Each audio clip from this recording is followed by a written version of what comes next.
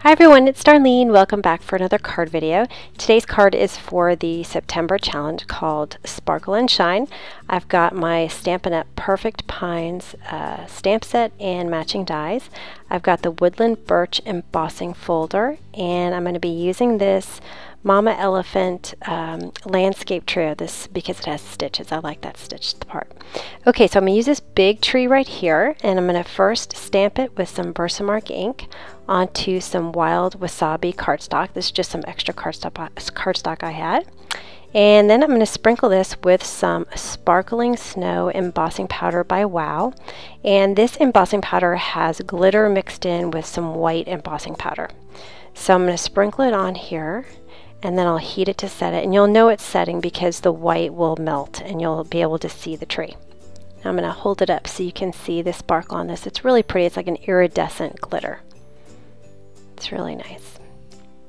Alright, next I'm going to take the largest Christmas tree die, and it matches this stamp, so I'm going to go ahead and line it up and run it through my Big Shot.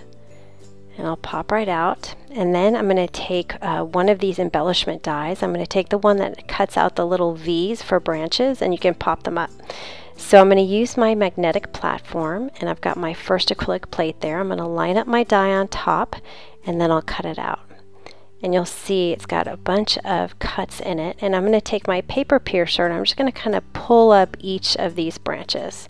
And they don't line up with the image, but it doesn't really matter. You can't really tell. It just looks like it's got branches in it. So I'm just going to pull up each of these from the bottom all the way to the top until they're all popped up. And you can see how you get this really nice textured piece of cardstock here. It's really interesting. Okay, now I'm going to take my middle Christmas tree, which is a size smaller than the one I just cut, and I'm going to use some craft foam, just some regular foam you can get at your craft store. It's not very thick, but it's enough to pop up my tree. So I've got this huge piece, and I'm just going to take my die and figure out how much I'm going to need. And the reason why I'm cutting this for underneath my tree is because I want to pop it up, but most of the adhesives I have are double-sided adhesive. And so I wanted to pop it up without having the issue of those branches getting stuck to the cardstock underneath. So even though this is a size smaller, it is sticking out just a little bit. So I'm going to trim it up a couple of times here and make sure that I've got it right behind the tree so you won't be able to see any piece of it. And I had to do this a couple of times just to make sure that it was behind there and you couldn't see it. And then my plan was to put the 2A glue pen on the green tree, but then I don't know what I was thinking. I put it on the foam, but it's okay because I'll pop those pieces up anyway. But what I was going to do is put it on the green away from, not avoiding the holes. But I used a 2A glue pen because when it dries, it's not tacky.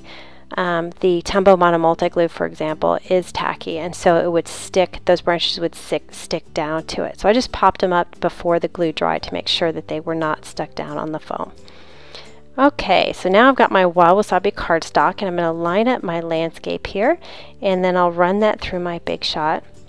And you'll see it has a really nice pretty stitch in it. And I put the low part, like the valley, on the left and the hill on the right.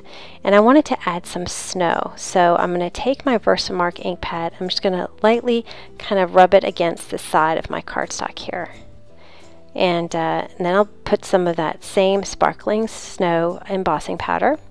And then when I saw, you don't really see how exactly you put your Versamark on until you've got the embossing powder. And I just thought it was a little bit too thin. I didn't really like it. I wanted something a little thicker. So no big deal. I'm just going to take a stipple brush, which is a really stiff brush with a lot of bristles in it. And I'm just going to brush away the embossing powder that I had on there and clean it up, and it just comes right off. And I'm going to take my Versamark ink pad and I'm going to brush it a little bit more liberally on the edge here. Just to make sure I get enough on there. It's better to have too much than not enough. So once I sprinkle it on, I'll be able to see exactly how this turned out. And of course it was a little bit too much this time, which no big deal. I'm just going to take my brush again. It actually works out better this way because I'm going to take little circles up into the snow so I get kind of a rough edge of the snow, which makes it a little bit more realistic. So I'm just going to kind of brush up to the point at which I want to stop my snow. And then I'll just brush off all the stuff that's underneath there, tap it, it'll come off, and then I just brush it off with my finger and the brush, and everything worked out great. So then I heat it to set it, and I got a nice snowbank. This is the Woodland Birch embossing folder. You can use it one way or the other way, so you can have portrait or landscape. I'm going to make mine portrait, and so I'm going to run that through my Big Shot, and it comes out so pretty with the white on white. It's just a great background that's subtle, but yet it's got a little texture and interest. There's also a falling snow background. It's very thick at the top, and then it kind of spaces out as it gets down, so it's like falling snow. And so I did another one with that just so you could see what that looks like. It's so pretty.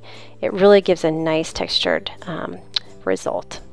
So I'm going to go ahead and trim off a little bit of each side on the birch to a total of 1/4 inch. And then I'm going to stamp my sentiment on my wild wasabi before I trim it, so that I make sure that I have just enough space for my sentiment. And then I forgot I need to take off 1/4 inch on the wild wasabi piece as well.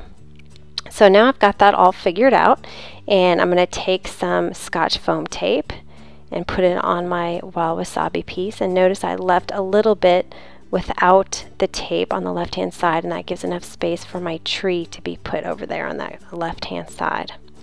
And now I'm going to take my Tombow Mono Multi Glue, and I'm going to put it on that white foam. And then I was just about to put it on. I'm like, you know what? I think it's going to be easier if I go ahead and adhere this white panel to my card base. So I'm going to adhere this to a Hero Art black note card. I love these note cards because they're white on the inside, black on the outside. And that way you don't have to worry about adhering another panel so you can write your message.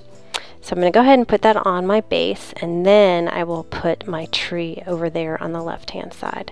And I used this glue because it's very, very sticky, and I knew it would kind of get into the grooves of the textured embossing, the dry embossing of the birch trees. So I'm just going to lightly press that down because I don't want to mush my tree branches that I've popped up with my paper piercer.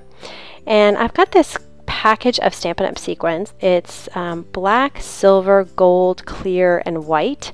And there's plain circular sequins, and there's also stars. So I'm just going to pull out one of these silver stars here. I've been using these stars just randomly on my cards, and I love them. They're great. And I'm going to adhere it with some multi-matte glue, which is Dries Matte. And I'm going to be really careful when I place it on here because there is a hole in the middle of the sequin. I don't want the glue to seep through.